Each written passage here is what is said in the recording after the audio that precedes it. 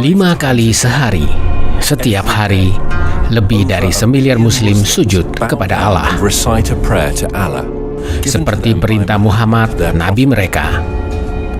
Setiap hari, 5 kali sehari, mereka berkiblat ke batu hitam di kota suci Mekah dan tunduk pada agama Islam. Mereka sholat berjemaah di seluruh dunia untuk menunjukkan solidaritas sebagai umat Muslim. Muhammad adalah nabi mereka, Al-Quran kitab sucinya, dan Mekah kota suci mereka.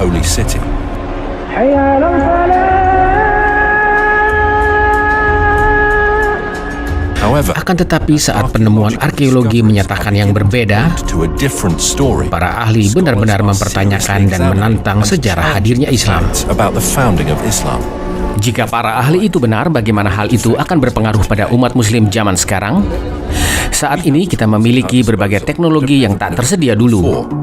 Dengan teknologi modern, kita bisa menyusun ulang sejarah tahun-tahun awal Islam dan juga mengerti berbagai hal yang menjadi teka-teki selama ini. Di seluruh dunia, berbagai universitas, museum, perpustakaan memindai buku-buku dan tulisan-tulisan kuno dan memuatnya di internet agar bisa dibaca semua ilmuwan dan cendekiawan. Saat ini, kita bisa memeriksa manuskrip kuno hanya dengan beberapa klik tombol mouse. Sekarang, para akademis dan ahli-ahli amatiran dapat dengan cepat meneliti melalui satelit. Lokasi dan detail yang dulu hanya bisa dilakukan dengan usaha yang mahal dan sukar. Mereka juga bisa membagi informasi ke seluruh dunia lewat media sosial dan forum-forum akademis. Sekarang, untuk pertama kalinya, riset zaman baru tentang Islam mulai muncul. Kita bisa menyusun ulang apa yang terjadi di Arabia 1500 tahun yang lalu.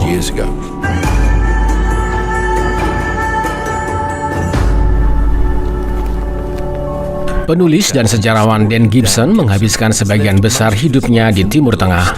Dia telah melakukan penelitian mendalam tentang masyarakat dan tempat-tempat dunia kuno sebelum Islam. Aku pertama kali datang ke Arabia di usia awal 20-an. 30 tahun aku habiskan untuk menyelidiki bagian dunia ini yang sungguh istimewa. Aku mengumpulkan berbagai keterangan untuk teori baru yang radikal yang aku yakin akan mengubah pengertian kita akan masa lalu. Penelitian selama bertahun-tahun membuatku berkesimpulan bahwa Islam dimulai di tempat lain dari yang selama ini dikenal dalam sejarah Islam. Di berbagai tulisan awal Islam yang kuno terdapat berbagai pertanda dan referensi yang menunjukkan kebenaran tersembunyi tentang misteri kota Mekah. Tahun 2002 aku ikut konferensi pendidikan Nabatiyah yang diadakan di sini, Petra, Yordania, oleh Universitas Al-Husain bin Talal.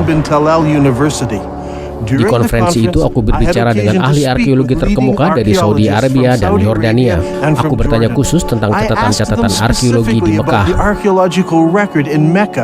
Meskipun tidak mau disebut namanya atau dikutip, mereka mengakui bahwa tidak ada catatan atau arkeologi apapun di Mekah sebelum tahun 800. Aku tadinya mengira mereka akan bersikeras bahwa Mekah adalah kota yang dikelilingi tembok dengan berbagai rumah, tempat-tempat umum, tempat-tempat ibadah. Tapi kata mereka, semua itu tidak ada di Mekah. Apakah kamu tahu bahwa Mekah hanya disebut satu kali saja di seluruh Al-Quran? Para Muslim menghubungkan nama-nama lain dengan Mekah, nama seperti tempat berkumpul terlarang, atau rumah suci, atau Beka yang berarti tempat-tempat ratapan. Semua julukan itu dihubungkan dengan Mekah di zaman ini. Namun Al-Quran sendiri tidak menerangkan bahwa semua julukan itu adalah Mekah. Muslim-muslim ahli Islam tampaknya semua setuju akan hal ini. Tapi di tahun-tahun belakangan, sebagian ahli sejarah mulai bertanya-tanya. Mereka menyadari bahwa Mekah adalah tempat-tempat yang gersang, tandus, dan tidak terletak pada jalur dagang kafilah kuno. Orang-orang membayangkan para pedagang kafilah membawa barang-barang seperti rempah-rempah, kemenyan, dan barang-barang eksotis lainnya. Tapi menurut riset baru-baru ini, zaman Muhammad, barang-barang itu sudah tidak diperdagangkan lagi. Masyarakat Arab berdagang kulit dan baju. Dan ini bukanlah barang-barang yang bisa mencukupi kebutuhan kota besar, yang dijabarkan sebagai ibu dari segala kota dan pusat jalur perdagangan. Lihatlah peta ini, di manakah jalur-jalur perdagangan bersimpangan? Ada 3 tempat-tempat Arabia Utara yang bisa disebut sebagai pusat jalur perdagangan. Yang menarik, Mekah bahkan bukan tempat-tempat persinggahan, karena Mekah bahkan tidak terletak pada jalur dagang kafilah. Di film ini kita akan menemukan mengapa tiada penemuan arkeologi apapun di Mekah di zaman Nabi Muhammad. Mengapa penjabaran tentang Mekah tidak sesuai dengan keadaan alamnya, dan bagaimana perang saudara Muslim di zaman awal Islam telah mengubah fakta tentang Islam. Kalau umat Muslim di seluruh dunia percaya bahwa kota suci dan nabinya dulu hidup di Mekah, di Saudi Arabia, Dan Gibson yakin bahwa bukti-bukti menunjukkan hal yang sebaliknya. Sewaktu aku dulu mempelajari sejarah Arabia, aku menemukan bukti-bukti yang tak menunjuk ke Mekah, tapi ke arah Arabia Utara, tempat asal-usul Islam. Sampai sekarang, semua setuju bahwa Mekah adalah kota suci Islam.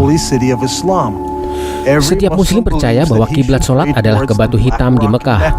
Tapi setelah riset bertahun-tahun dan penjelajahan di sepenanjung Arabia, aku punya pengertian baru yang radikal tentang sejarah Islam. Aku yakin bahwa dalam proses mengerti sejarah Islam, ada sebuah kesalahan yang mendasar. Ini bukan kesalahan yang sengaja dilakukan, hanyalah salah mengerti akan apa yang terjadi di zaman awal Islam. Setelah itu, para penulis Islam memperbaiki apa yang mereka kira kesalahan tentang sejarah awal, padahal itulah yang benar. Apakah mungkin lebih dari 1 miliar umat Islam salah mengerti bagaimana dan di mana agama mereka dimulai? Jika benar begitu, apa dampaknya bukti ini kepada rata-rata umat Muslim yang ingin mengikuti perintah Nabi mereka Muhammad? Kita harus menyelidiki suatu masa dalam sejarah dan keadaannya yang hanya diketahui segelintir orang. Selama berabad-abad, sejarah dunia kuno dan kerajaan-kerajaan Timur Tengah terus dibahas. Tapi tak banyak yang mempelajari sejarah Arabia. Bukan hanya pihak Barat saja yang tak menyelidikinya, tetapi orang-orang Arab sendiri juga tidak. Nabi Muhammad lahir di tahun 570 Masehi, di zaman dan tempat-tempat yang tak banyak dikenal orang zaman sekarang. Kakek dan ayahnya adalah pedagang Nabatia, dan Muhammad sendiri menikah dengan wanita pedagang.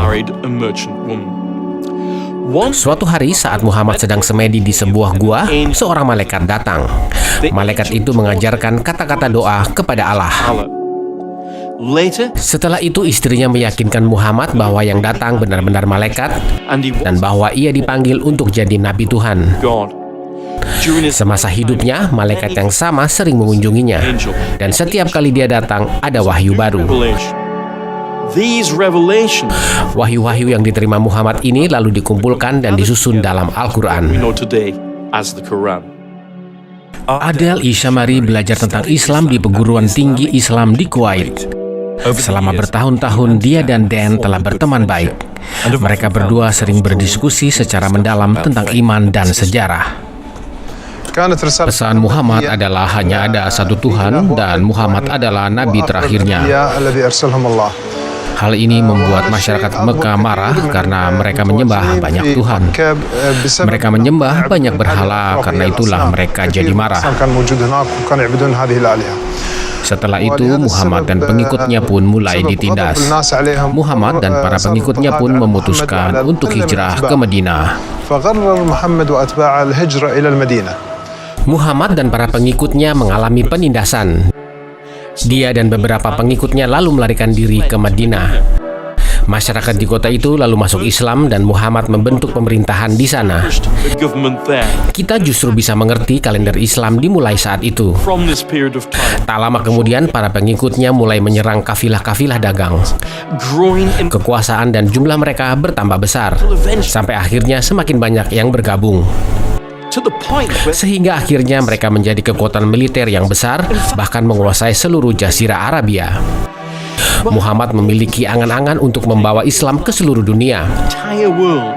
Akan tetapi dia tiba-tiba meninggal dunia. Di saat itulah terjadi pertentangan yang berkembang menjadi perang saudara. Tapi meskipun ada perpecahan dan pertikaian ini, tetap saja ada keinginan untuk menyebarkan Islam ke seluruh dunia.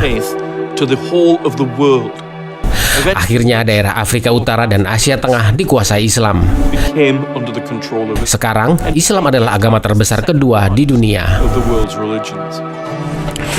Di zaman sekarang, di seluruh Timur Tengah, jika perusahaan pengembang ingin menggali untuk fondasi bangunan, haruslah ada petugas dari Kementerian Barang-Barang Kuno, baik di Yerusalem, Damaskus, atau Amman di Yordania. Dimanapun kamu menggali, hampir pasti kamu akan menemukan peninggalan-peninggalan kuno. Di kota Mekah, Saudi Arabia, perusahaan pengembang menggali di mana-mana. Mereka mendirikan gedung-gedung raksasa, hotel-hotel pencakar langit. Tapi yang sangat mengejutkan para arkeologis adalah tidak satupun sisa-sisa bekas kota kuno apapun di bawah Mekah. Kota tempat-tempat Muhammad lahir adalah kota yang besar. Kota itu mampu menggalang orang-orang dalam jumlah besar sebagai kafilah dagang atau kekuatan militer. Kota itu tidak hanya berpenduduk banyak, tapi merupakan kota agraris pula. Kota Mekah dikenal sebagai ibu segala kota dalam Al-Quran. El-Qura adalah nama Arabnya yang berarti kota indah yang penuh sisa-sisa bangunan dan tembok-tembok kota. Kota besar yang terkenal. Nabi Muhammad sering melakukan perjalanan jauh untuk kegiatannya sampai ia mencapai celah gunung di Mekah dan lembah-lembahnya. Aisyah, istri Muhammad, menceritakan bahwa salah seorang dari mereka merindukan Mekah.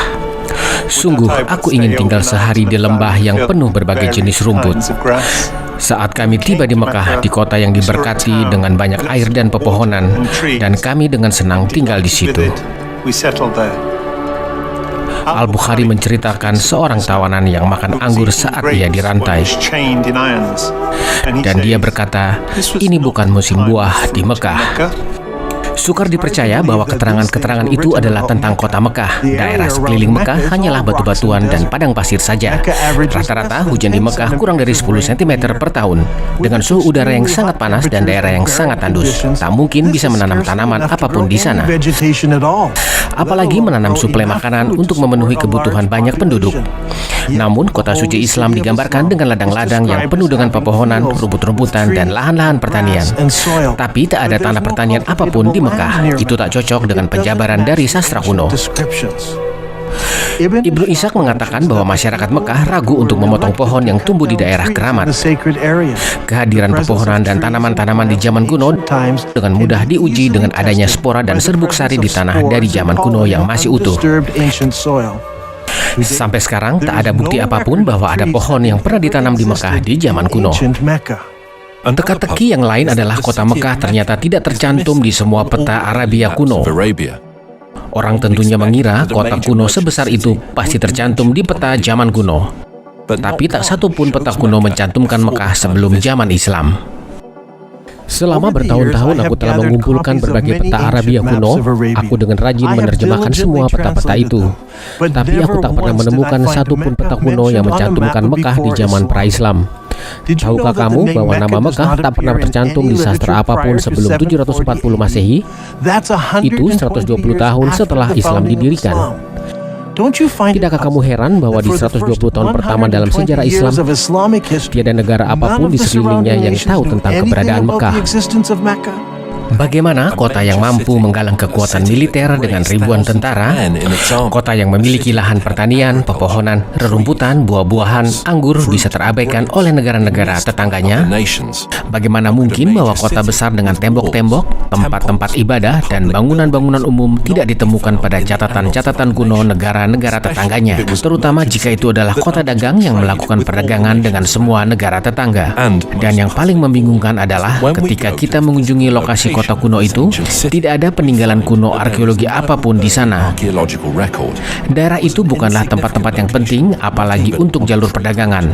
Banyak sejarawan zaman sekarang menyimpulkan sejarah berdirinya Islam hanya mitos.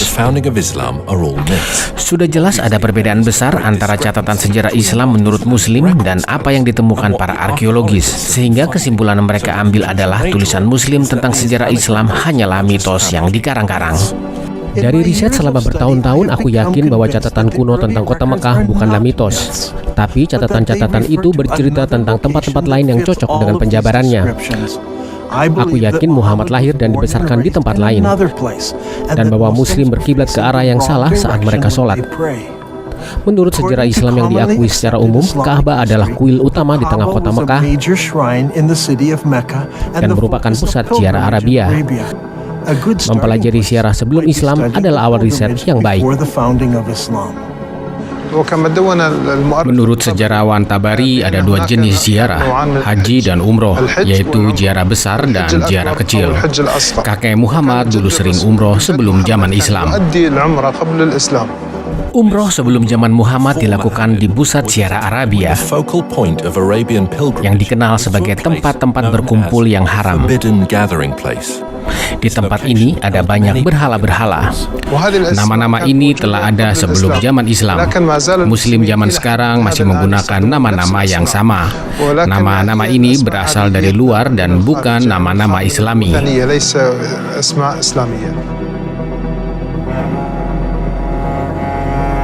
Untuk mengerti apa yang terjadi sebelum zaman Islam di Arabia, kita harus mengerti pentingnya tempat-tempat keramat bagi masyarakat kuno Arabia. Sejak zaman kuno, agama Timur Tengah kuno, Tuhan lebih bersifat lokal ketimbang universal. Para pembaca sejarah zaman sekarang telah banyak dipengaruhi oleh konsep Yunani Romawi tentang panteon bagi semua dewa, sehingga mereka gagal untuk menyadari betapa pentingnya bagi masyarakat kuno Arab Tuhan dari daerah tertentu. Bagi masyarakat Arab kuno, ada Tuhan-Tuhan yang hidup di daerah Mesopotamia, Tuhan-Tuhan yang hidup di Mesir, Tuhan-Tuhan yang hidup di Yunani, dan seterusnya. Kafilah-kafilah dagang Arab yang melalui daerah tertentu akan menghormati Tuhan-Tuhan di daerah itu. Mereka tidak menentang Tuhan-Tuhan yang tinggal di daerah lain. Yang mereka tentang adalah Tuhan-Tuhan dalam bentuk manusia atau hewan.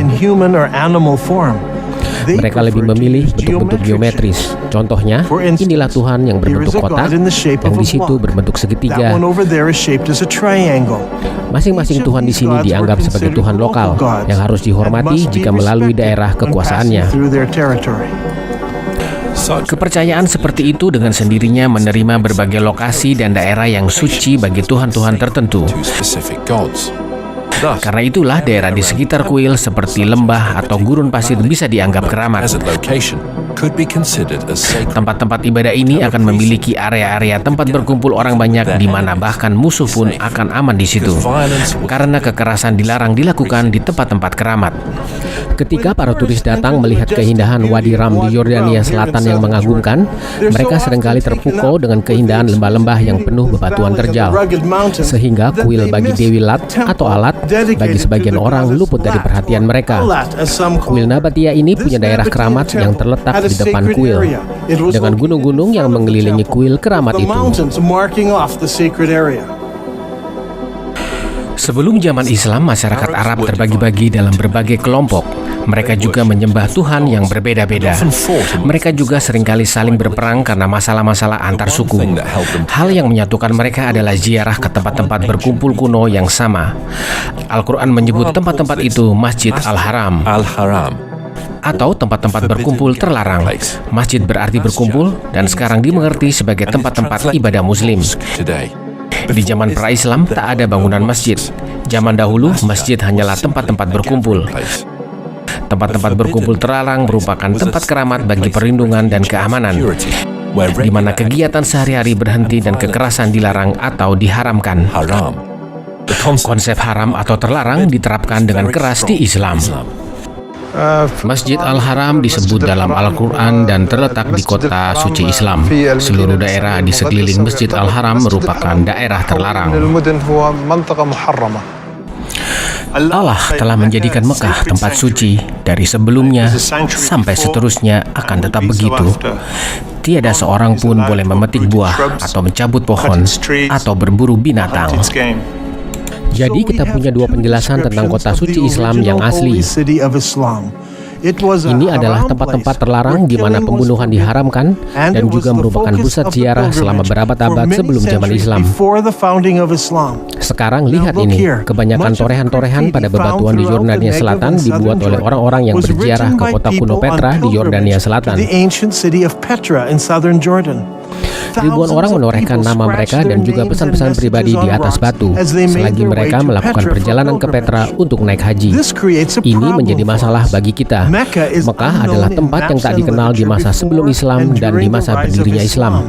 Penjabaran tentang Mekah seperti pusat jalur perdagangan, ibu segala kota, pusat ibadah haji zaman kuno ternyata tidak cocok. Bagaimana kita bisa memecahkan masalah ini? Jawabannya muncul dari Islam itu sendiri. Di zaman sekarang, arah kiblat semua masjid adalah ke Ka'bah. Ada tempat di dalam masjid berupa ceruk yang disebut mihrab di mana imam akan berdiri dan memimpin sholat. Tapi di zaman awal Islam tidak ada mihrab. Yang ada hanyalah tembok yang menghadap arah kiblat.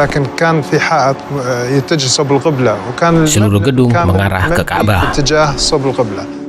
Dalam Islam, semua muslim mengakui bahwa arah kiblat adalah ke Mekah di Saudi Arabia. Di zaman sekarang, tak ada yang mempertanyakan arah kiblat. Al-Quran memberitahu muslim bahwa mereka punya arah kiblat. Al-Quran tidak memberitahu nama kota arah kiblat dahulu. Yang disebut hanyalah Masjid Al-Haram atau tempat-tempat berkumpul terlarang. Umat muslim percaya bahwa dulu arah kiblat adalah ke Yerusalem. Menurut berbagai sumber literatur Islam di tahun 6204 Masehi, Muhammad mengubah kiblat ke Mekah. Muhammad menyatakan ini di Al-Quran, surah 2 Al-Baqarah. Dan sungguh pemindahan kiblat itu terasa berat, kecuali bagi orang-orang yang telah diberi petunjuk oleh Allah. Dan Allah tidak akan menyia-nyiakan imanmu. Maka sungguh kami akan membalikkan kamu ke kiblat yang kamu sukai. Palingkanlah wajahmu ke arah Masjid Al-Haram, dan di mana saja kamu berada, palingkanlah mukamu ke arahnya. Sebagai sejarawan bagi Jazirah Arabia, aku selalu ingin tahu arah kiblat yang pertama. Ke arah manakah Muhammad sholat sebelum arah kiblat dirubah? Apakah ke Suriah seperti yang diklaim sebagian orang, atau ke arah lainkah? Jika kita mengadakan penyelidikan ini 100 tahun yang lalu, maka dibutuhkan waktu yang sangat lama dan penelitian yang sukar. Kita harus menjelajahi dunia untuk mencari daerah-daerah kuno, untuk menemukan masjid-masjid tertua di dunia Islam. Sekarang, dalam waktu singkat, kita bisa melakukan apa yang dulu dibutuhkan waktu seumur hidup. Google Earth memungkinkan kita melihat suatu daerah dari angkasa. Situs-situs seperti ArcNet bisa menggabungkan riset yang dilakukan ratusan profesor dan mahasiswa. Kita bisa mengamati struktur bangunan dari berbagai kriteria. Pertama, kita pilih bangunan-bangunan Islam, pilih tanggalnya untuk membuat daftar yang kronologis, lalu tentukan kapan bangunan itu dibangun. Periksa arah kiblatnya dengan menggunakan Google Earth dan kumpulkan datanya untuk menemukan kapan arah kiblat berubah ke Mekah. Ini akan menghasilkan data yang kokoh untuk bisa kita teliti. Menentukan arah kiblat bukanlah ilmu pasti. Sebagian masjid-masjid kuno seperti yang ini tidak berbentuk persegi sempurna. Jadi peneliti harus menemukan tembok kiblat dan menarik garis tegak lurus dari tembok ini. Karena bangunan-bangunan zaman dulu tidaklah persegi, kita tidak bisa menggunakan tembok samping dan belakang. Ini adalah mihrab dari masjid kuno. Masyarakat Arab kuno menetapkan kiblat dengan menggunakan lokasi bintang-bintang dan mereka sangat tepat. Cara terbaik untuk menemukan arah kiblat adalah dengan mendatangi masjid itu dan menggunakan perangkat GPS yang tepat. Tidak semua masjid bisa dipakai untuk riset ini. Banyak dari masjid-masjid kuno itu yang telah dirombak total seiring berjalannya waktu. Perombakan bisa begitu menyeluruh sehingga tak mungkin lagi mengetahui kiblat yang asli. Meskipun begitu, beberapa masjid kuno masih bisa diamati. Contohnya, Masjid Dua Kiblat di Madinah. Menurut sejarah Islam, di masjid inilah sahabat-sahabat Nabi yang melakukan sholat diperintahkan untuk mengubah arah kiblat. Karena itu mereka berpaling dan mulai sholat menghadap Mekah. Pertanyaannya adalah, ke arah manakah kiblat mula-mula? Umat muslim siap dengan jawaban mereka. Dulu mereka sholat menghadap Yerusalem. Sekarang Masjid Al-Qiblat Nain menghadap ke Mekah. Tapi di tahun 1987, masjid itu diruntuhkan seluruhnya agar bisa dibangun kembali. Di dalam proses pembangunan kembali, fondasi awal terungkap. Mereka menemukan bahwa bangunan itu dulu memiliki tembok kiblat yang menghadap utara. Dugaan umum adalah ke Yerusalem. Umat muslim percaya bahwa dahulu kiblat ke arah Yerusalem.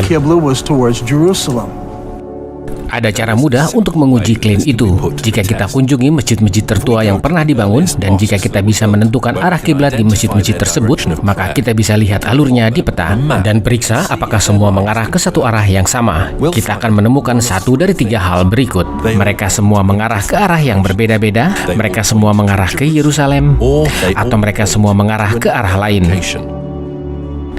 Setelah mengunjungi masjid 2 kiblat di Saudi Arabia, terdapat 11 masjid kuno lainnya yang akan kita periksa.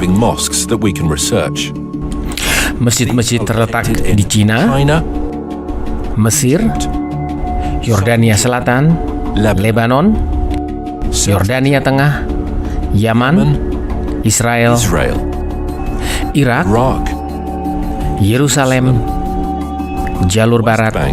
Yang terakhir adalah Masjid Anjar di Lebanon. Maka jika kita tinjau menurut waktu pembangunannya, masjid kedua tertua yang masih ada terletak di Guangzhou, Cina. Guangzhou adalah nama modern bagi kota yang dulu bernama Kanton. Ketika Marco Polo mencapai kota ini di tahun 1300 Masehi, dia menemukan lebih dari 100.000 pedagang Arab dan Persia hidup di sana. Orang-orang Arab telah berdagang dengan orang-orang Cina selama ratusan tahun. Hal ini tercatat dengan baik dalam sejarah kuno. Paman Muhammad, Abdul Waqqas, pergi ke Cina saat melakukan tugas berdagang. Berdasarkan manuskrip Cina, dia membangun masjid bagi orang-orang Arab di Kanton di tahun 627 Masehi atau 6 tahun setelah Islam berdiri. Aku sendiri mendatangi masjid itu. Aku menggunakan GPS untuk menentukan arah kiblat masjid itu. Yang kutemukan sungguh mengejutkan. Masjid ini tidak menghadap ke Mekah.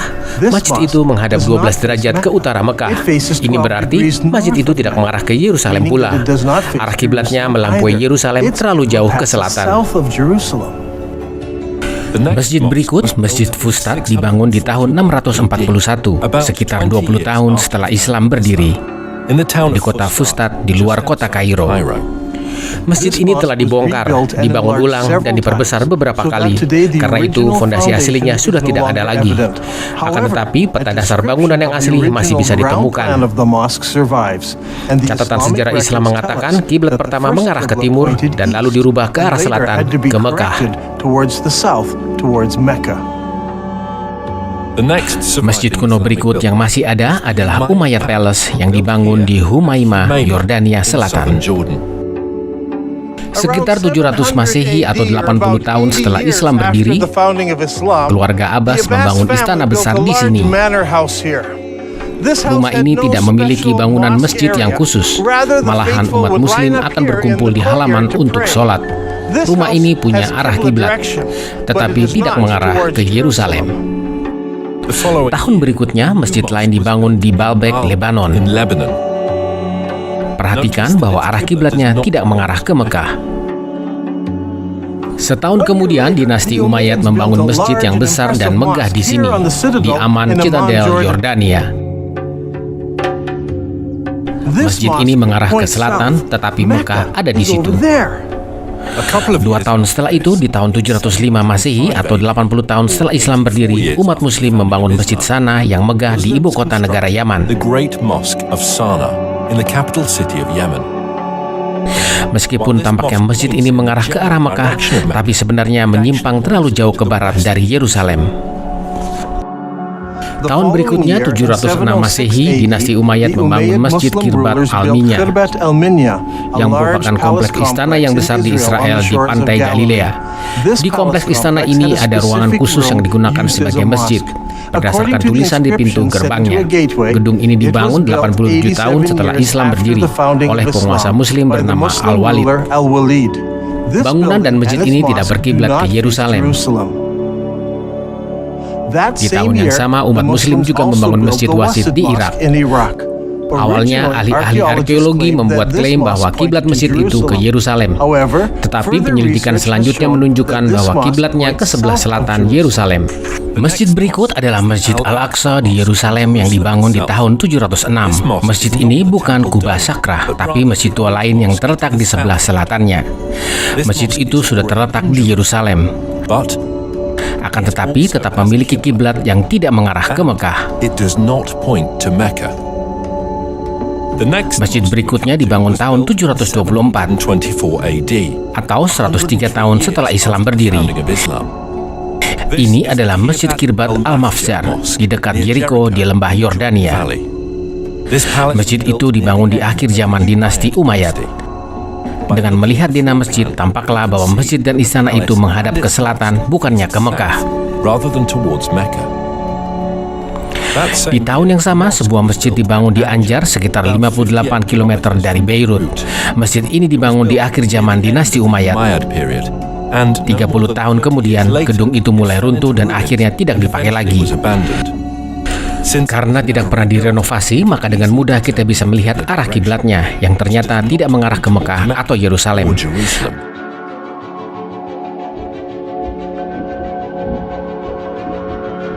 Mari kita susun semua keterangan ini dalam satu peta.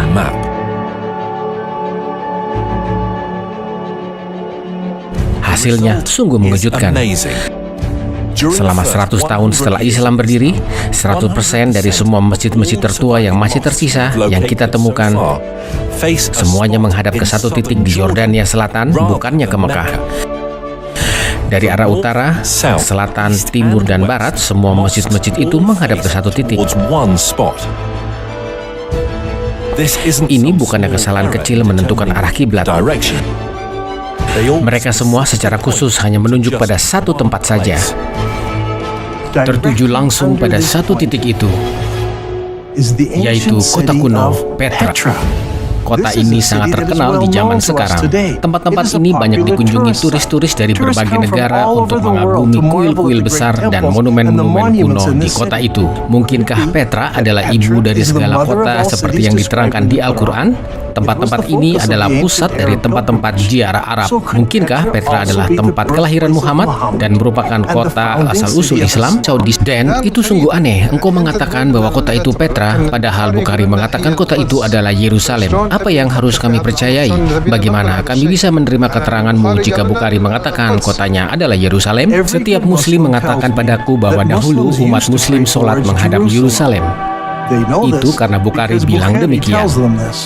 Aku juga setuju bahwa Bukhari menyebut kota itu adalah Yerusalem. Tapi Bukhari menuliskan itu 200 tahun setelah Muhammad meninggal. Dan dia menulis 100 tahun setelah kiblat berubah arah. Dengan begitu, dia itu bukan saksi mata. Dia itu hanya mengumpulkan yang orang-orang ingat. Dia sebenarnya menulis berbagai keterangan yang saling bertentangan saat itu. Sewaktu sebagian orang melakukan sholat subuh di Kuba, seorang pria datang menemui mereka dan berkata, perintah Al-Quran telah diturunkan pada Rasulullah malam ini, bahwa dia harus menghadap ke Ka'bah di Mekah. Dengan begitu, kalian juga harus berpaling menghadap ke sana. Di saat itu, arah kiblatnya ke Syria. Dan setelah mendengar itu, mereka berpaling menghadap ke Mekah. Aku yakin bahwa sewaktu Muhammad masih hidup di Medina, dia sholat menghadap ke utara, Petra, yang merupakan provinsi Syria yang dikuasai oleh pasukan Romawi. Saat Bukhari mengumpulkan kisah-kisahnya, orang-orang telah melupakan Petra. Tetapi setiap orang ingat bahwa kakek buyut mereka dulu sholat menghadap Syria. Dan Al-Quran mengatakan pada kami bahwa Masjid Al-Haram itu terletak di Beka. Di mana sih letak Beka sebenarnya? Mereka yang mengungkit keterangan tentang Beka mengajukan pendapat yang menarik.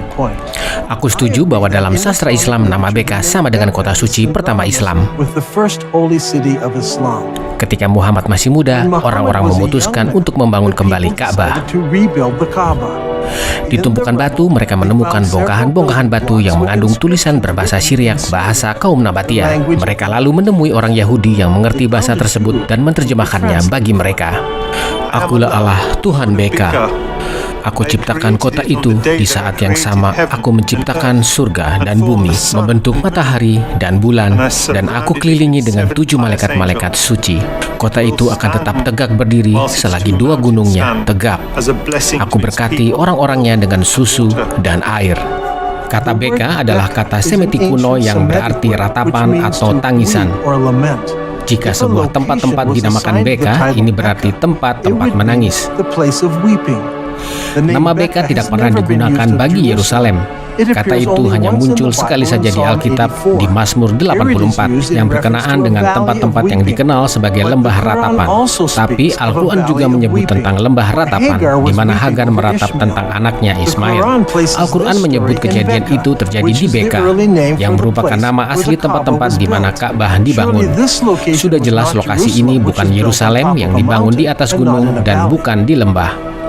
Kupikir jawabannya sangat sederhana. Terjadi banyak gempa besar di Petra, seperti yang terjadi di tahun 551 Masehi, hanya 19 tahun sebelum Muhammad lahir. Dan kita tahu, di tahun itu sebagian besar kota Petra hancur. Petra bisa disebut sebagai lembah ratapan, karena begitu banyak orang tewas selama bertahun-tahun akibat gempa-gempa. Jika Petra memang kota suci Islam, harusnya ada bukti bahwa suku Muhammad yakni Quraisy pernah tinggal di sekitar Petra. Jika Dan Gibson bisa menemukan suku Muhammad tersebut, maka itu akan sangat menunjang teorinya bahwa Muhammad berasal dari Petra dan bukan dari Mekah.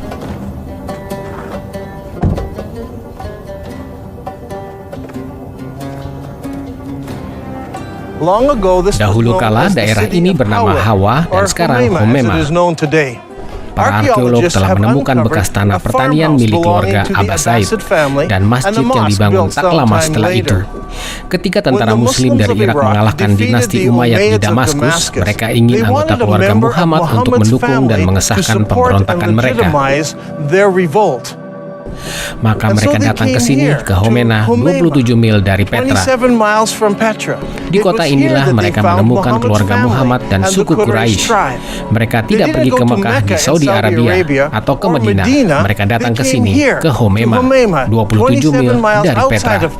Disinilah tempat-tempat mereka menemukan suku Quraisy dan keluarga Muhammad, bukannya di Saudi Arabia. Sejauh ini kita temukan bahwa semua masjid tertua Islam berkiblat ke arah Petra di Syria. Tapi apakah cocok dengan penjelasan literatur Islam tentang kota suci Islam yang asli? Ada sebuah kisah yang disampaikan oleh semua penulis riwayat hidup Muhammad yang terawal. Kisah ini tentang Abdullah, ayah Muhammad. Suatu hari dia bekerja di ladangnya dan lalu dia pulang dengan tangan berlumuran tanah. Dia mengunjungi istrinya yang pertama dan mengatakan, "Tidurlah denganku." Istrinya tidak mau karena dia kotor. Karena itu dia keluar cuci tangan lalu mengunjungi istri keduanya, Aminah. Lalu Aminah hamil dan lahirlah Muhammad. Yang penting bagi kita adalah semua penulis sirah tertua memakai kata Arab yang sama untuk tanah yang melumuri tangan Abdullah, yakni tanah gembur atau berlumpur untuk pertanian. Masalahnya tak ada tanah yang bisa diolah jadi pertanian apapun di Mekah. Akan tetapi di Petra ada banyak air, tanah pertanian, dan pepohonan.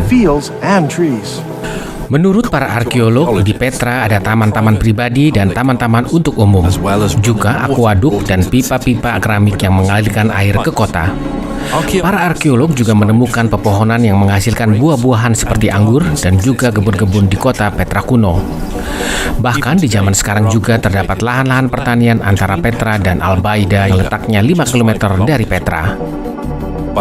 Dengan menyelidiki tanah dari zaman kuno, para ahli riset mengetahui bahwa 100 tahun yang lalu, bukit-bukit di sekitar Petra ditutupi pohon-pohon seperti oak, juniper, pistachio, dan karab. Kota suci tidak hanya punya berbagai jenis pohon pertanian, tetapi juga merupakan kota yang dikelilingi tembok. Ibnu Ishaq berkata, mereka mengepungnya saat dia berada pada satu sisi dari tembok-tembok Mekah. Ini sangat membingungkan karena Mekah tidak punya tembok kota apapun. Sebagian orang mengatakan bahwa ini mungkin adalah tembok-tembok rumah di Mekah. Tetapi Ibnu Ishaq dengan sangat jelas mengatakan tembok-tembok kota Mekah. Tetapi Mekah bukanlah kota yang dikelilingi tembok. Bagaimana dengan Petra? Petra dibangun di sebuah lembah. Di sekelilingnya ada pegunungan dengan berbagai tebingnya. Tebing-tebing itu bisa berfungsi seperti tembok. Masyarakat Petra membangun tembok dari satu tebing gunung ke tebing gunung lainnya, dari sisi lembah yang di sini dan juga pada sisi lembah yang di sana. Sehingga Petra memiliki tembok-tembok yang mengelilingi kota. Ciri khas Petra yang lain adalah kota itu punya saluran-saluran air yang sangat unik. Biasanya engkau punya sebuah lembah dengan gunung di sebelah kiri dan gunung lain di sebelah kanan, dan ada sungai yang mengalir di tengah lembah. Tapi di kasus ini di zaman dahulu terjadi gempa yang meretakkan gunung-gunung, sehingga ada retakan di bagian gunung itu. Air mengalir melalui retakan itu, melalui lembah, lalu mengalir ke retakan gunung di sebelahnya. Kaum Nabatea membangun jalanan dari satu sisi gunung ke sisi lainnya, dan juga saluran air di sampingnya. Mari kita ke situ. Dalam Islam, salah satu kewajiban ibadah haji adalah berlari bolak-balik 7 kali di antara 2 gunung bernama Marwah dan Safa. Menariknya, menurut Bukhari, Muhammad berlari di jalur anak sungai di antara 2 gunung. Tetapi ada masalah, Safa dan Marwah hanyalah gundukan batu kecil sekarang. Sekarang gundukan batu itu terletak di bawah masjid. Di gambar kota Mekah kuno tidak ada jalur anak sungai di antara kedua gundukan batu itu. Tetapi di Petra, keterangan itu cocok sekali dari satu gunung ke gunung lainnya. Ada 4 jalan masuk ke lembah Petra. Karena Petra merupakan lembah, orang bisa masuk dari kedua ujung lembah. Di tahun penaklukan Mekah, sang Nabi masuk Mekah melalui bagian atasnya. Tapi ada cara lain untuk masuk Petra. Catatan kuno menerangkan bahwa orang bisa masuk atau keluar kota suci melalui retakan atau celah pada bebatuan. Dalam bahasa Arab itu disebut Itania. Al-Bukhari menyebutnya beberapa kali. Rasulullah sering masuk Mekah dari Tania tinggi dan meninggalkan Mekah dari Tania rendah.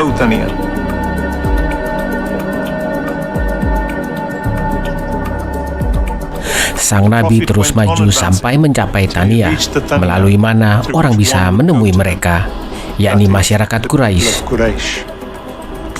Ada 2 Tania untuk masuk Petra. Salah satunya adalah jalur sempit terkenal yang sering dilalui para turis untuk masuk kota. Jalur lainnya agak jauh di jalanan bertiang melewati ngare-ngare yang berliku-liku, hingga sampai ke daerah kosong bernama Wadi Araba di bawah Laut Mati. Petra juga memiliki banyak kuil.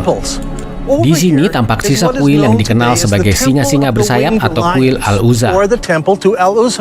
Di belakangku adalah Kaser Al-Bentede atau kuil Dewa Dusara.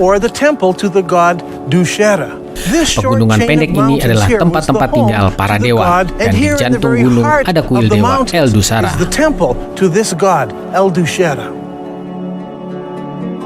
Ibnu Hisham mencatat kisah yang sangat menarik. Kisahnya pada masa awal Islam, dan baru segelintir orang yang memeluk Islam saat itu. Salah satunya ialah pria bernama Al-Tufail bin Namar dari Mekah. Dia memeluk Islam waktu bepergian. Begitu dia pulang kembali ke Mekah, istrinya juga memutuskan untuk memeluk Islam. Al-Tufail lalu menyuruh istrinya pergi ke kuil Al-Dusara untuk membasuh diri. Di tempat-tempat sakral ini ada air yang mengalir yang bisa dipakainya untuk membasuh diri. Dia melakukannya, setelah itu pulang dan belajar Islam. Apakah kisah ini terjadi di Mekah? 1000 km jauhnya dari sini? Padahal di Mekah tak ada kuil Dusara. Atau apakah kisah ini terjadi di sini, di Petra? Jika terjadi di sini, maka kuil Dusara inilah yang dikunjunginya untuk membasuh tangannya dan lalu pulang. Apakah ada kuil Dusara di Mekah? Di Saudi Arabia?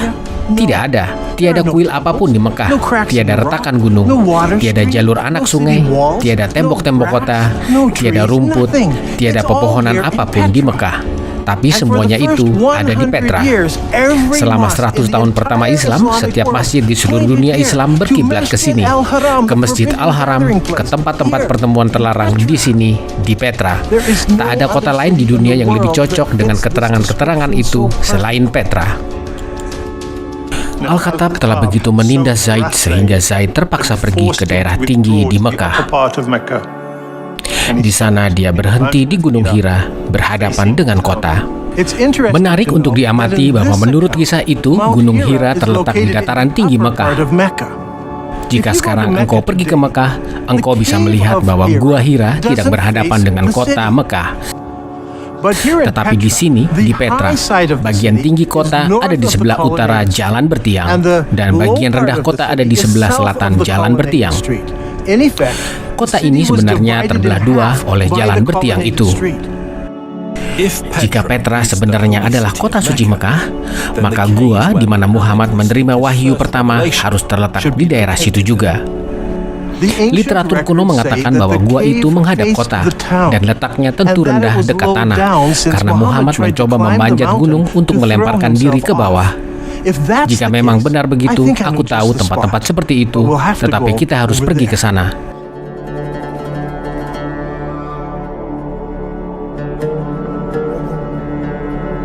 Di tempat-tempat seperti inilah kita temukan banyak dewa-dewa kotak.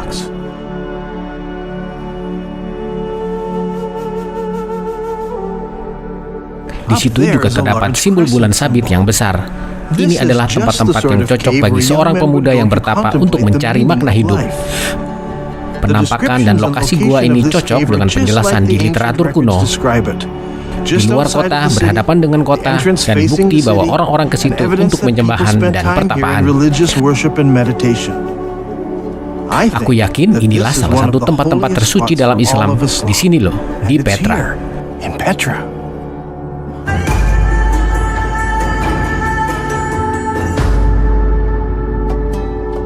Al-Quran mengharuskan Muslim untuk berkiblat ke Masjid Al-Haram saat sholat. Masjid Al-Haram bukanlah sebuah gedung, lebih dari sekedar bangunan saja.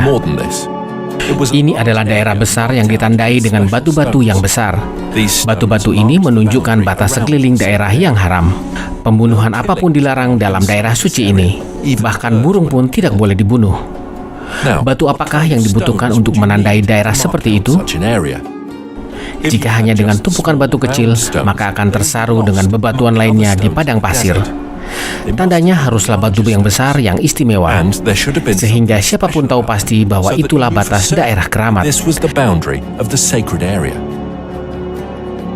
Di Mekah zaman sekarang tidak ada batu penanda daerah keramat. Para sejarawan sejak dulu bingung seperti apa batu penanda daerah keramat itu. Mungkin batu penanda itu telah hilang atau mungkin tidak pernah ada di daerah itu.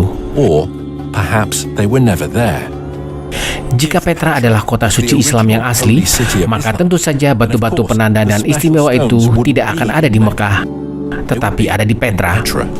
Ada ciri khas Petra yang sangat mempesona. Ketika turis datang ke kota ini, mereka melewati bebatuan kotak raksasa yang disebut sebagai batu jin. Sebutan ini diberikan oleh masyarakat Beduin yang tinggal di situ. Yang menarik adalah terdapat lebih dari 20 batu besar yang menandai daerah masuk ke kota ini. Mungkinkah batu-batu ini penanda batas daerah terlarang? Mungkin itulah sebabnya batu-batu kotak ini tidak terdapat di Mekah. Jika perkiraan itu benar, maka daerah terlarang atau Masjid Al-Haram harusnya terletak di sini. Dan jika memang begitu, maka Ka'bah juga harusnya terletak di sini juga. Tapi ternyata tidak, karena orang bernama Ibnu Zubair memindahkannya. Sejauh ini kita telah mempelajari arah kiblat Muslim yang awal. Seperti yang telah kita lihat, semua masjid yang didirikan di 100 tahun pertama di zaman Islam berkiblat ke Petra. Dengan menggunakan dua masjid di Citadel Aman, Dan Gibson bisa memperkirakan kapan kiblat berubah. Adakah petunjuk kenapa arah kiblat berubah dalam literatur Islam?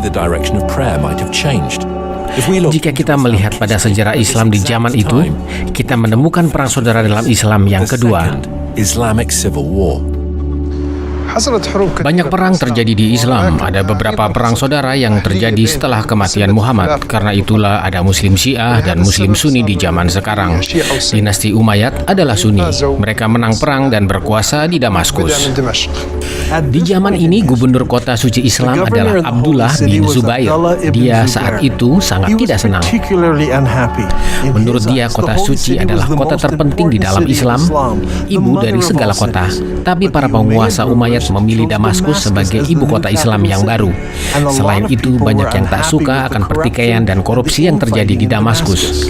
Di tahun 683 Masehi atau 64 tahun setelah berdirinya Islam, Ibnu Zubair memproklamirkan dirinya sebagai khalifah kota suci. Dan ini memulai terjadinya perang saudara Islamiyah yang kedua. Kekhalifahan Umayyad bereaksi keras, lalu mengirim tentara menyerang kota suci. Ibnu Zubair lalu melakukan hal yang sangat mengejutkan. Dia menghancurkan Ka'bah, kuil keramat Islam. Ibnu Zubair lalu menghancurkan tempat-tempat keramat Ka'bah sampai dia meratakannya dengan tanah. Dia lalu menggali fondasinya, lalu dia meletakkan Hajar Aswad di sebelahnya pada tabut di atas seuntai kain sutra. Bani Umayyad memerangi Ibnu Zubair dan sahabatnya. Tapi setelah 40 hari datang berita bahwa Khalifah Yazid ibnu Muawiyah di Damaskus telah wafat. Panglima-panglima perang Bani Umayyad mengatakan perang belum usai. Tapi mereka harus kembali ke Damaskus agar Khalifah baru bisa ditetapkan. Sebagian keluarga Umayyad juga berada di medan perang itu, dan mereka menuntut kembali ke Damaskus dengan penjagaan seluruh tentara. Maka seluruh tentara meninggalkan kota suci. Masalah yang kita hadapi saat ini adalah ketidakcocokan waktu. Menurut catatan sejarah Islam, sangat jelas bahwa saat sang khalifah mati terbunuh, putranya yang berusia 13 tahun diangkat menjadi khalifah yang baru. Al-Tabari jilid 20 menyatakan secara spesifik bahwa putranya hanya berkuasa selama 40 hari setelah ayahnya wafat sebelum dia juga dibunuh. Saat itu pasukan tentara kembali ke Damaskus dari kota suci. Pasukan tentara yang lambat akan butuh banyak hari untuk mengarungi 1.400 km dari Mekah melalui gurun pasir Saudi Arabia ke Damaskus, Suriah. Jika pasukan itu bergerak 32 km per hari, masih butuh 43 hari dari Mekah ke Damaskus. Jika engkau tambahkan waktu di saat utusan datang membawa berita, waktu yang dibutuhkan pasukan tentara untuk memutuskan pulang dan bersiap-siap berangkat, ditambah waktu 43 hari di perjalanan, pada akhirnya tidak cukup waktu.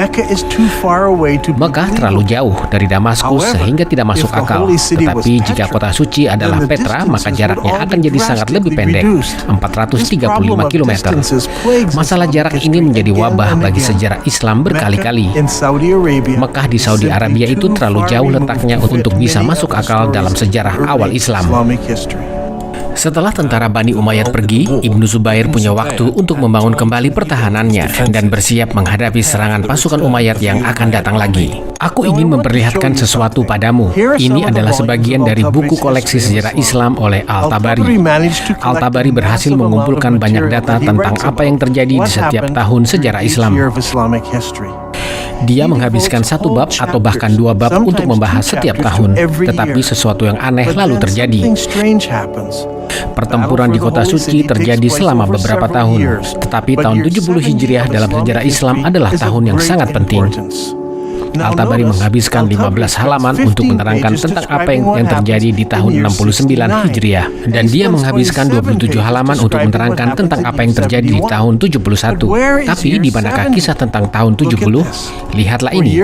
Untuk tahun 70 dia hanya menulis beberapa baris kalimat saja. Apakah dia tidak menemukan lebih banyak data untuk tahun 70? Atau apakah editor di masa itu kemudian menyensor keterangan tentang tahun itu dari buku Tabari? Yang ditulis hanya beberapa kalimat saja, tetapi apa yang dicatatnya memberikan beberapa detail yang penting. Dikatakan bahwa Mus'ab ibnu Zubair yang rupanya adalah saudara Abdullah ibnu Zubair membawa pasukan ke kota suci. Apakah pasukan ini berupa peralatan militer? Bukan. Dikatakan dia membawa banyak kuda dan onta. Aku yakin bahwa di tahun inilah para pengikut Ibnu Zubair pindah dari Petra ke selatan, ke Gunung Pasir Arabia untuk mencari tempat-tempat di mana mereka bisa bertahan terhadap serangan dinasti Umayyad. Semua detail tentang tahun 70 ini telah dibuang dari kitab sejarah Tabari.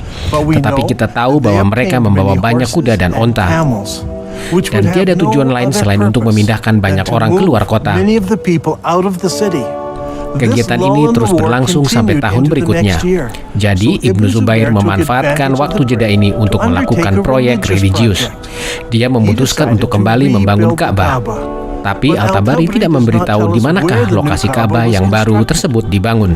Apakah di Petra atau apakah di lokasi baru yang jauh lebih aman, yakni di Mekah yang nun jauh di sana. Aku yakin Ka'bah yang baru dibangun di Saudi Arabia dan Hajar Aswad dipindahkan juga dari Petra ke Mekah. Jadi, andai kata sekalipun Ibnu Zubair kalah di kota suci, dia masih memiliki batu hitam dan Ka'bah yang baru.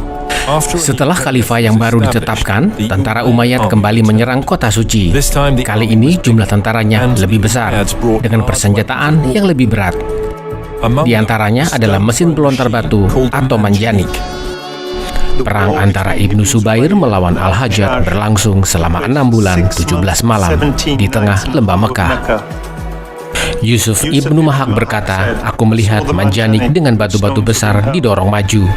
Langit menggelegar dan petir meledak, dan suara guntur dan petir lebih keras dari suara batu-batu, sehingga suara batu tidak terdengar."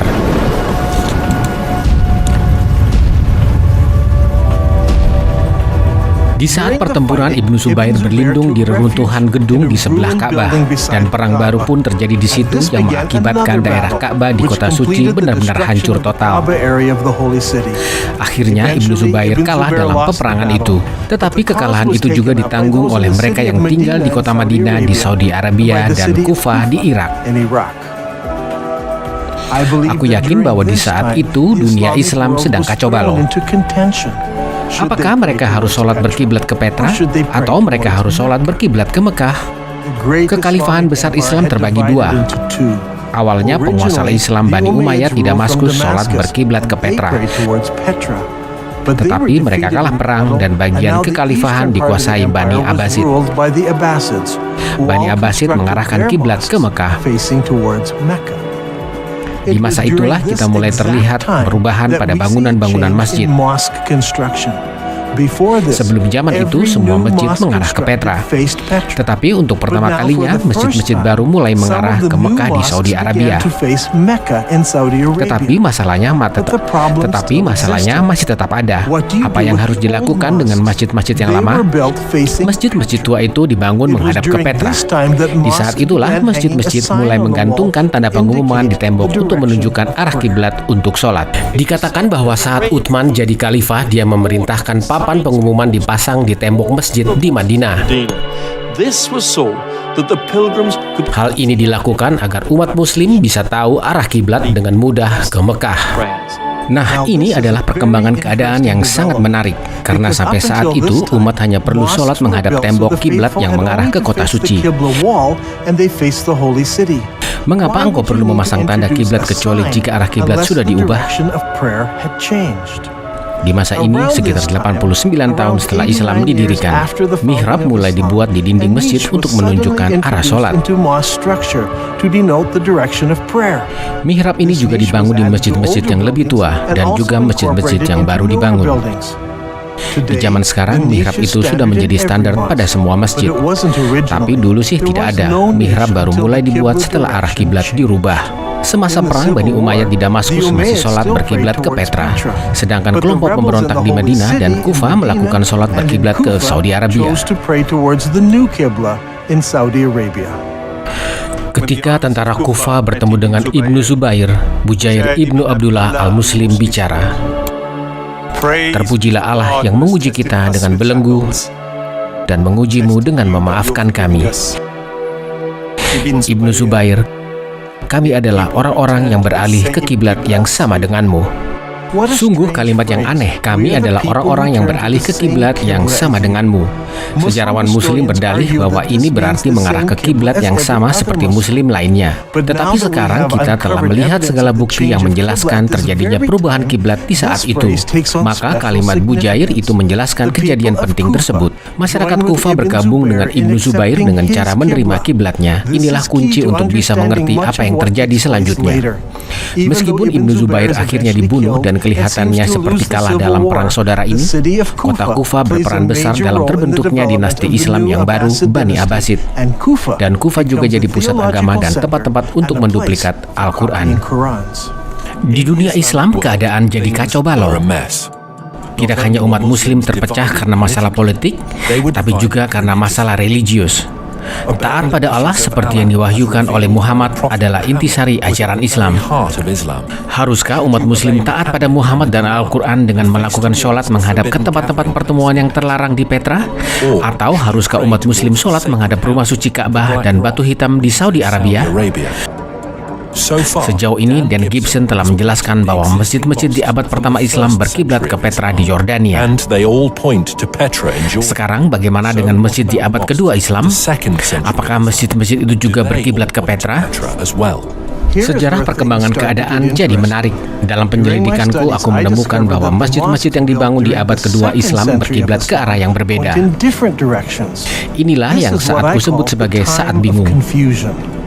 102 tahun setelah Islam berdiri, Masjid Umar dibangun di Syria Selatan di kota kuno Bosra. Seperti yang kita bisa lihat, arah kiblat masjid tidak ke Mekah dan sudah jelas juga tidak mengarah ke Petra. 5 tahun kemudian, penguasa Islam membangun sebuah istana di gurun pasir Syria yang disebut dengan nama Qasr al-Hayr al-Gharbi. Inilah denah kompleks istana dengan masjid di sebelah sudut kanan kompleks. Seluruh kompleks menghadap arah di antara Petra dan Mekah. 2 tahun kemudian dibangun istana Qasr al-Hayr al-Sharqi di Syria, sekitar 100 km dari Palmyra. Jika kita amati denah gedung istana, maka tampak bahwa masjid dan istana tidak menghadap ke Petra atau Mekah. Dan sekali lagi, mengarah di antara keduanya. Apakah ada sesuatu yang terjadi sehingga pembangunan masjid enggan memilih antara Petra dan Mekah? Sehingga mereka memilih kiblat di antara keduanya. Kita bisa melihat bahwa arah kiblat Masjid Al-Sharqi itu persis terletak di antara Petra dan Mekah. Ini bukan salah arah, tapi usaha sengaja menghindari Petra dan Mekah. Kita harus mencari jawaban akan hal ini di tempat-tempat lain. 109 tahun setelah Islam berdiri, sebuah masjid dibangun di Banbore, Pakistan. Sama seperti masjid-masjid lain di masa ini, masjid ini hanya punya dinding kiblat tanpa nizam. Akan tetapi, masjid ini berkiblat ke Mekah di Saudi Arabia. Untuk pertama kalinya, kita melihat masjid pertama yang jelas berkiblat ke Mekah. Mungkin ada masjid-masjid lain di zaman itu yang sudah tidak ada lagi di zaman sekarang. Tetapi masjid ini sangat penting karena inilah masjid yang paling awal yang tersisa yang jelas berkiblat ke Mekah di Saudi Arabia. Yang juga mengejutkan adalah masjid ini dibangun 100 tahun setelah Muhammad wafat. Ini tentu waktu yang sangat terlambat dan menimbulkan banyak masalah dalam sejarah Islam.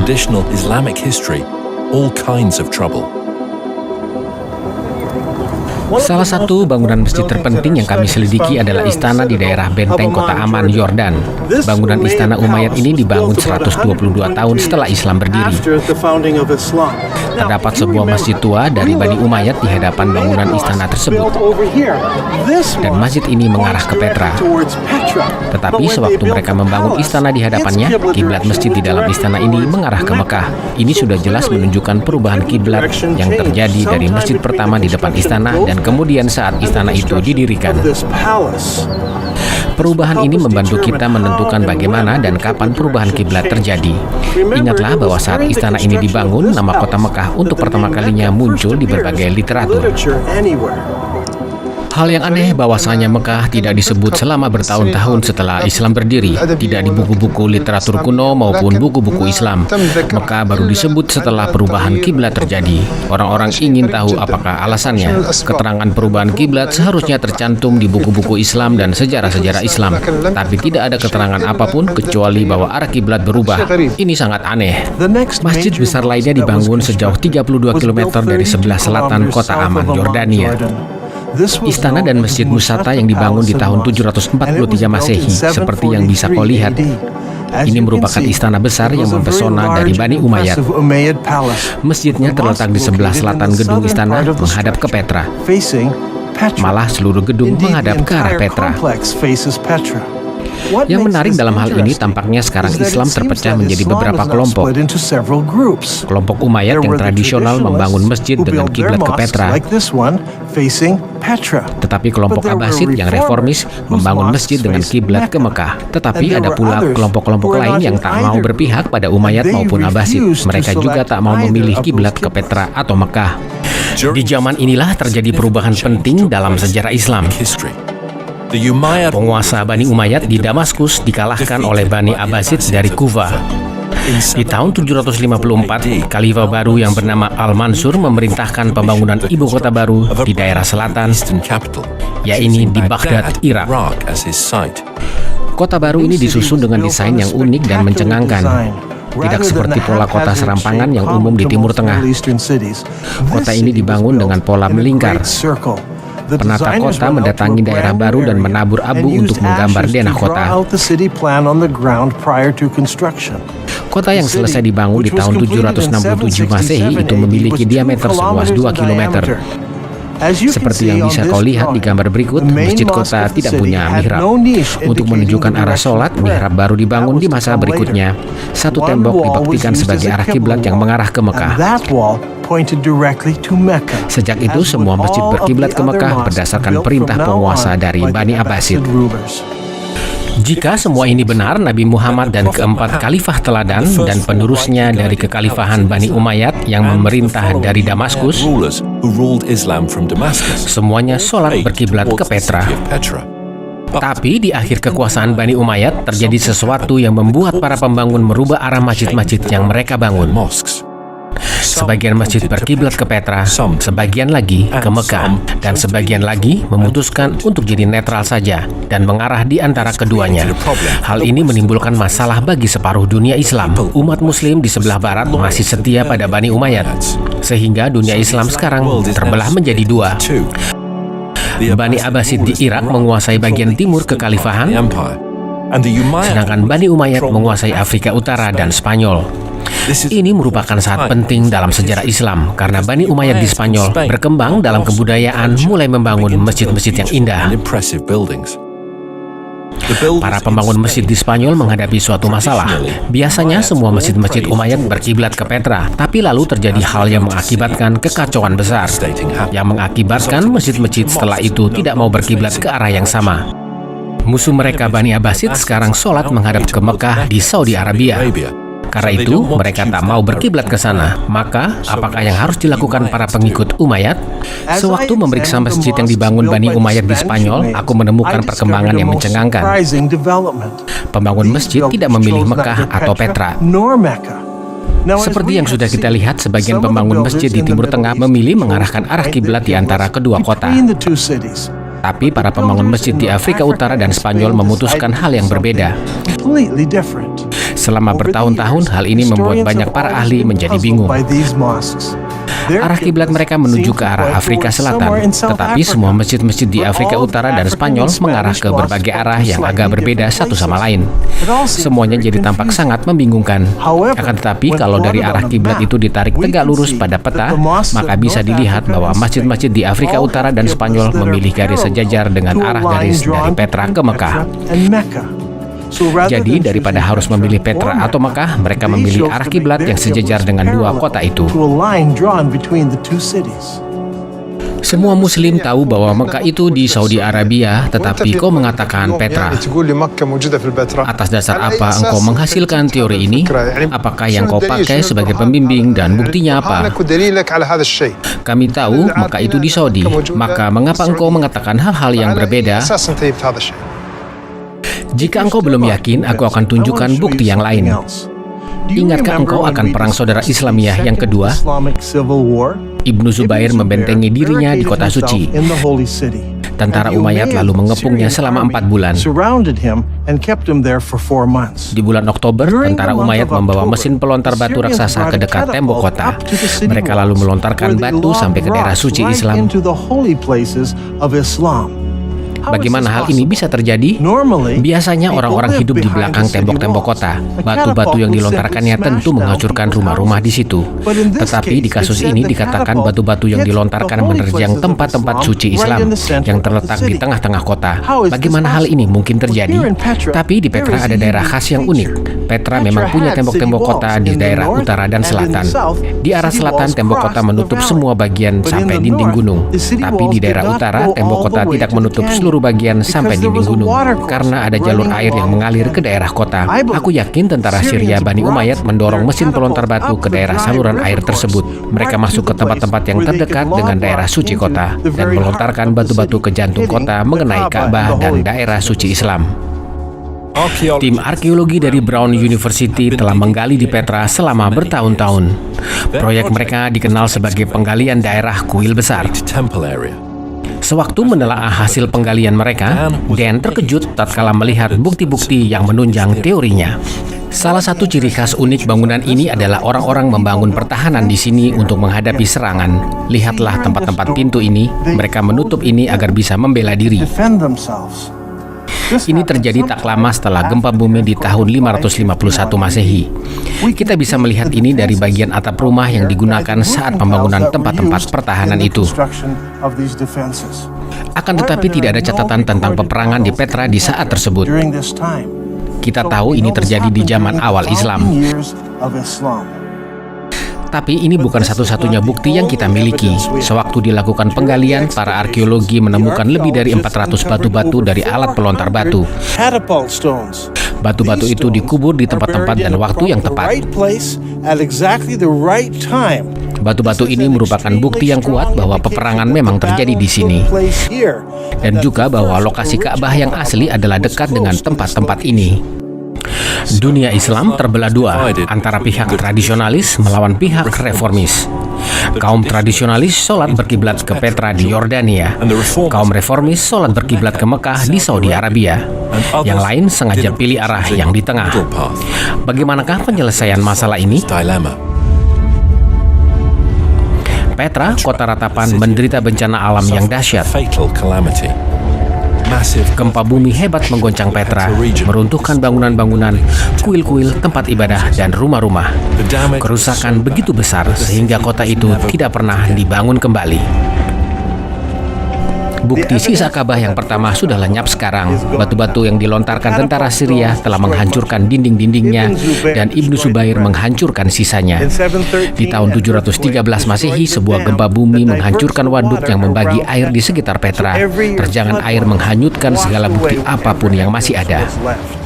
Dengan lenyapnya kenangan atas Petra dari pandangan mata, sejarah Islam yang ditulis sekitar 150 tahun kemudian tidak pernah menyebut nama Petra lagi. Would never mention it by name. Dengan berlangsungnya waktu, ingatan tentang dua tempat ini melebur menjadi satu, menjadi Mekah saja di Saudi Arabia. Mulai saat ini, semua kiblat mengarah ke Ka'bah di Mekah saja. Hanya di zaman modern lah di mana peralatan arkeologi, foto-foto satelit, dan teknologi internet mengizinkan para saintis, ahli arkeologi, sejarawan saling membagi keterangan. Barulah para ahli tersebut mulai menyusun kembali berbagai keterangan untuk mendapatkan penjelasan baru. Ini sungguh aneh. Aku baru kali ini mendengar keterangan seperti itu. Apakah engkau mau umat muslim percaya akan hal ini? Mengapa hal ini tidak ditulis di literatur Islam atau dicatat di buku-buku sejarah? Apakah engkau mau mengatakan bahwa Islam lupa, sengaja melupakan? Mengapa hal ini tidak disebut sama sekali? Sungguh sangat aneh. Untuk bisa mengerti berbagai kejadian yang mempengaruhi penulisan sejarah Islam, kita harus mengetahui beberapa hal. Pertama, aku yakin terjadi kekosongan literatur di awal kekhalifahan Islam.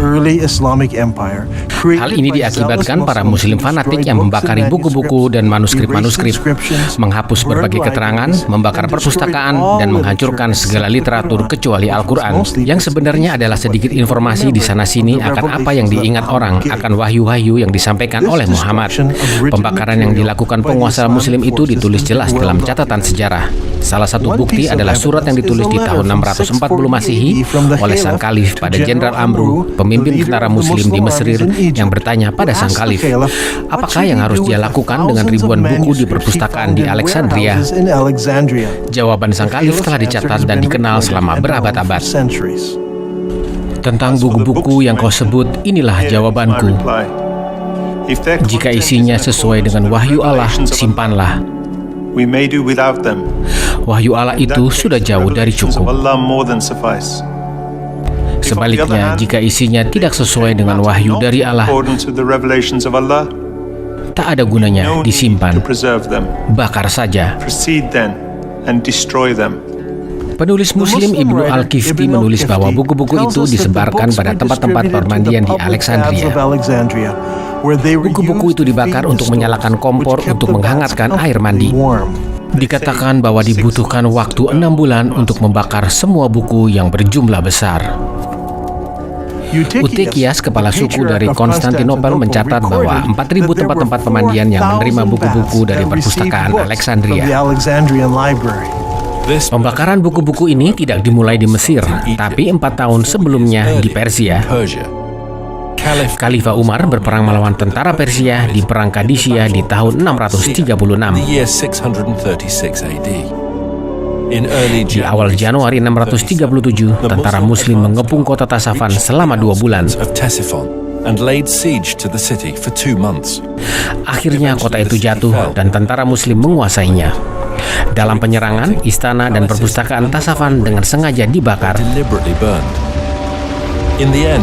Pada akhirnya, satu-satunya buku yang selamat di Arabia hanyalah Al-Quran saja. Jika kita membahas sejarah Al-Quran, para sejarawan kebingungan. Tampaknya kebanyakan isi Al-Quran disampaikan melalui oral dan bukan tulisan. Meskipun orang Arab bisa menghafal dengan baik, bahkan hafal seluruh Al-Quran, keutuhan keterangan dari tradisi oral punya beberapa kelemahan. Pertama, daya orang yang hafal ayat Al-Quran haruslah sempurna. Dan kasus Al-Quran telah terjadi pertentangan tentang bagaimana pengucapannya, bagian mana yang harus atau tidak harus dimasukkan dalam Al-Quran. Kedua, masalah yang timbul saat penyampaian ayat-ayat Al-Quran dari seorang ahli Al-Quran kepada orang yang kurang berpengetahuan. Dalam kasus Al-Quran, para pengingat Al-Quran adalah juga tentara-tentara Islam yang suka berperang dan banyak dari mereka yang mati dalam perang. Pengetahuan mereka tentang Al-Quran juga ikut hilang bersama nyawa mereka. Hal ini nampak jelas di Perang Yamama, di mana disebut 450 Muslim yang hafal Al-Quran dibunuh. Hudzaifah bin Al-Yaman datang pada Utsman di saat masyarakat Damaskus dan masyarakat Irak berperang melawan masyarakat Armenia dan Azerbaijan. Hudzaifah khawatir karena para Muslim Damaskus dan Irak bersengketa tentang pelafalan Al-Quran. Maka dia berkata pada Utsman, "Wahai ketua Muslim, selamatkan negeri ini sebelum mereka berkelahi tentang wahyu ilahi." Maka Utsman mengirim pesan ke Hafsah, memintanya mengirim manuskrip Al-Quran agar kita bisa menyalin Al-Quran dalam duplikat-duplikat yang sempurna dan mengembalikan Al-Quran yang asli padamu. Hafsah lalu mengirim Al-Quran miliknya. Sekelompok orang lalu duduk bersama dan menyalin Al-Quran tersebut. Utsman berkata pada 3 orang juru tulis Quraisy, "Jika engkau tidak setuju, tulis saja dalam dialek Quraisy, karena Al-Quran diwahyukan dalam bahasa mereka." Setelah beberapa duplikat Al-Quran dibuat, Utsman mengembalikan Al-Quran yang asli pada Hafsah. Utsman lalu mengirim 1 duplikat Al-Quran pada setiap provinsi Islam. Dia memerintahkan Al-Quran versi lainnya, baik berupa pecahan saja atau seluruh buku, dibakar semua. Maka pembakaran buku pun terus dilakukan. Sekarang bahkan Al-Quran pun dibakar. Tapi hal ini tidak menghentikan perdebatan akan apa yang harus dan tidak boleh dimasukkan dalam Al-Quran.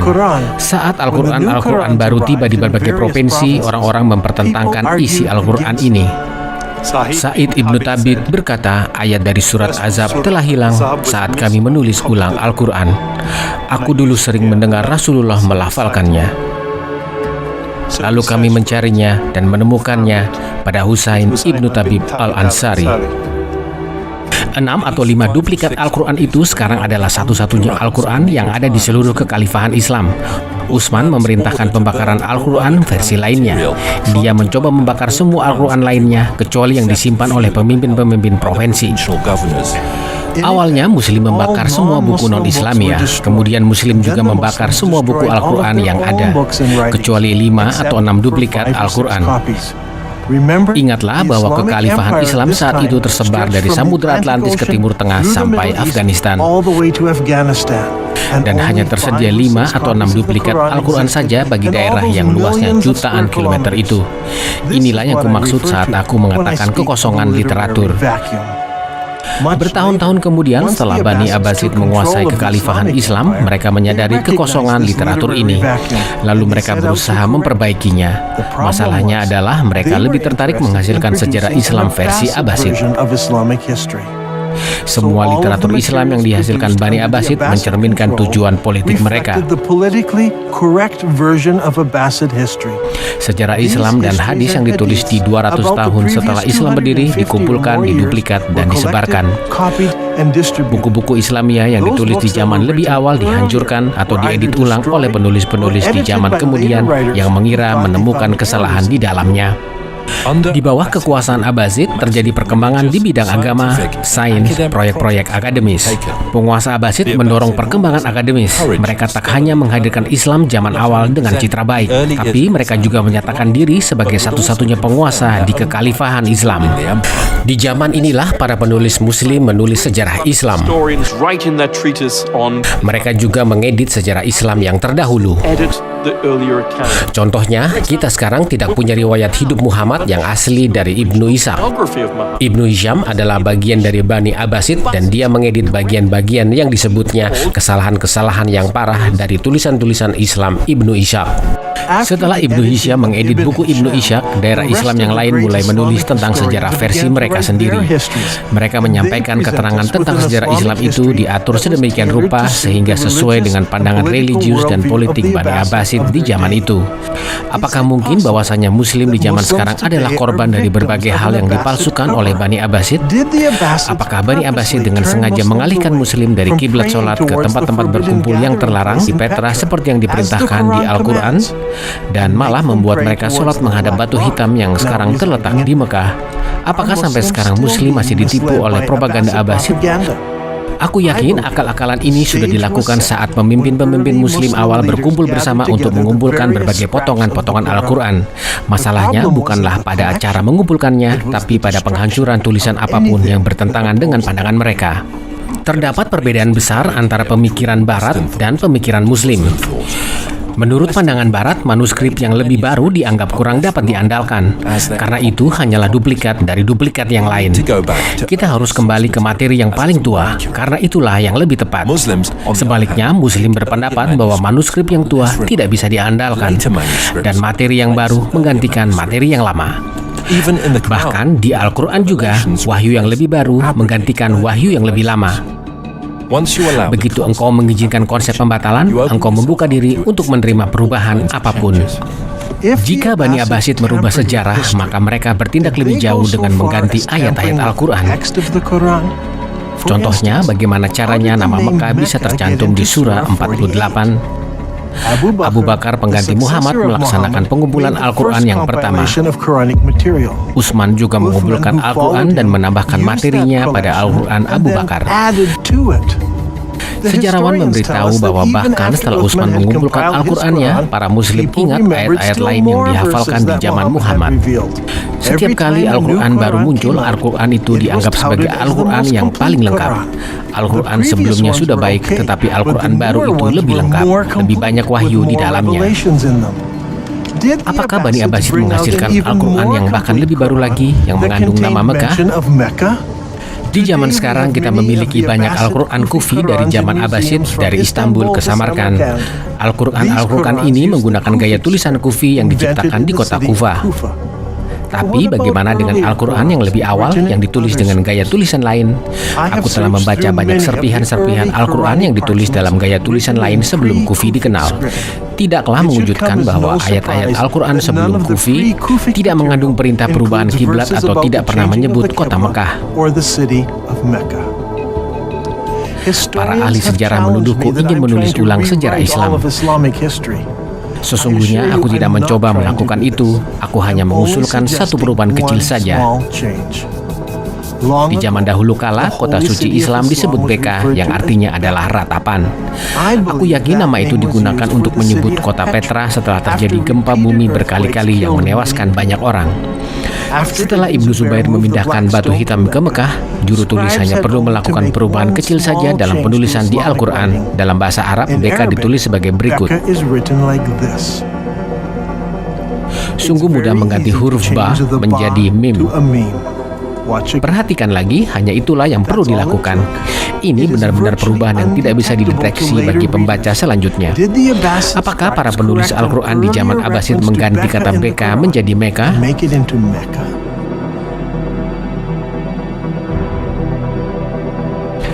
Aku yakin bahwa semua bukti menunjukkan pada Petra sebagai kota suci Beka yang merupakan tempat-tempat asal-usul Islam. Semua masjid di abad pertama Islam berkiblat ke Masjid Al-Haram di Petra. Semua penjabaran daerah kota suci cocok dengan keadaan lapangan di Petra dan bukan di Mekah. Di Al-Quran, Muslim disuruh untuk sholat menghadap ke tempat-tempat berkumpul yang terlarang. Al-Quran tak mengatakan apapun tentang batu hitam. Sudahlah jelas, walaupun teori Dan Gibson bersumber dari literatur sejarah Islam, dan walaupun dia sangat tertarik pada dunia Arab, teorinya tentu sukar diterima Muslim. Sewaktu agama-agama di seluruh dunia menghadapi pengamatan yang lebih mendalam untuk membuktikan asal-usul ajarannya, semua agama harus dianalisa dengan seksama. Dan mungkin hal ini sukar dihadapi oleh umatnya. Islam perlu menanyakan apakah mungkin bahwasanya lebih dari 1 miliar umat muslim telah ditipu oleh propaganda kekhalifan Abbasid tentang bagaimana dan di mana agama tersebut dimulai. Dan jika memang benar begitu, apakah dampaknya bagi umat muslim pada umumnya di zaman sekarang?